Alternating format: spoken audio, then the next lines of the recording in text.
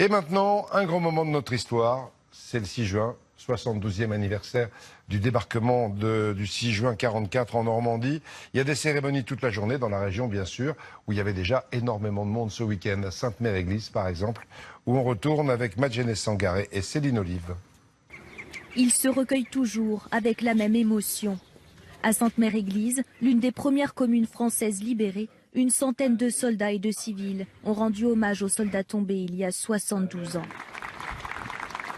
C'est émouvant, c'est de savoir qu'il y a eu tant de morts et que nous, on a la liberté. Ces élèves de 3e ont fait des centaines de kilomètres pour venir, une nécessité d'après leur professeur. Pour qu'ils gardent en mémoire aussi le fait que certaines personnes se sont battues pour la liberté et que cette liberté, on doit l'entretenir, on doit la préserver. Dès ce week-end, des milliers de personnes sont venues à la rencontre des vétérans, se photographier avec ces légendes vivantes. Si j'avais 5 € à chaque fois, je serais millionnaire. Mais c'est très positif que les gens nous remarquent et qu'ils se rendent compte de ce qu'on a fait. Plongés en 1944, les visiteurs ont presque pu vivre le débarquement. Une centaine de passionnés ont revêtu les tenues d'époque et présenté des véhicules d'origine. C'est un sous-casque français.